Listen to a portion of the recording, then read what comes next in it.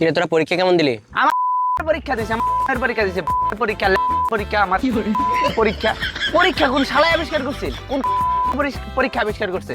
আচ্ছা পরীক্ষা আবিষ্কার করছে ভালো কথা, কিন্তু পরীক্ষার মধ্যে যে সময়, এই সময় আবিষ্কার করছে কোন? হ্যাঁ, এই সময় বেঁধে দেওয়ার কোনো দরকার আছে?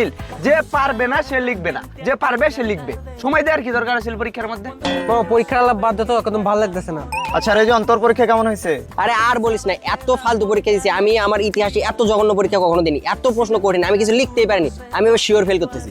গত বছর বলতো তুই ফেল করবি, তুই টপ করছিস ডিপার্টমেন্টে, তুই এই বছর নাটক করতেছিস এখানে। নাটক করিস, মাথা গরম, তুই নাটক করতেছিস এখানে এসে। কি একটা অবস্থা। মামা তুই পরীক্ষা কেমন দিছস? কঠিন পরীক্ষা দিছি মামা। এক্সটার্নালিজম দিছস? আবার জিগা একদম উড়াই ফেলাইছি। সেই মামা, এক্সটার্নালিজম কি লিখছস? এক্সটার্নালিজম মানে হলো অন্তর্বাদ, কোনো একটা জিনিস যেটা কাল জানো তুমি, এক্সটার্নালিজম মানে হলো সমাজতন্ত্র। আরে কি আজব, সমাজতন্ত্র কই থেকে আসলো? সমাজতন্ত্র তো পলিটিক্যাল সায়েন্সে। আজকে তো পরীক্ষা ছিল এপিস্টেমোলজি। এপিস্টেমোলজি? মামা পরীক্ষার আলাপটা কি বাদ দিবি প্লিজ? এই তুই থাম। আর রাজু তুই কি বলছস? এক্সটার্নালিজম মানে অন্তর্বাদ। এক্সটার্নালিজম মানে তো বহির্বাদ। ইন্টারনালিজম মানে হলো অন্তর্বাদ। কি বলিস? গুরু মামা পরীক্ষার আলাপটা কিন্তু বাদ দিতে বলছি, চল আমরা ফুটবল খেলে আসি। তোর পরীক্ষা কেমন হয়েছে? তোরে বলতেছি পরীক্ষার আলাপ বাদ দে। আসসালামু আলাইকুম। আরে বাড়া, তোরা পরীক্ষা কেমন দিলি? তুই পরীক্ষা কেমন দিছিস আগে তাই বল। আরে কঠিন পরীক্ষা দিছি, 100তে 100 পাবো। পরীক্ষা তো 75 নম্বরে হয়েছে।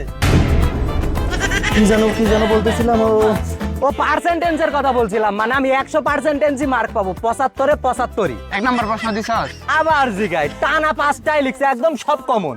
বলতো জিডিপি কি? তোরে বলতে যাবো কেন, তুই কি ছাড় নাকি? আরে বল শুনি, আমরাও তো ভুল লিখতে পারি। না বাবা, আমি এসব কথা কাউকে বলি না, যা লিখার খাতায় লিখে আসি। মামা তোরা কি পরীক্ষার কথা বাদ দিবি? আরে তুই থাম। বুঝছি সাব্বির তুমি কেমন পরীক্ষা দিছো। কি বলিস, তোরা কি স্যারের থেকে বড় কিছু হয়ে গেছিস নাকি?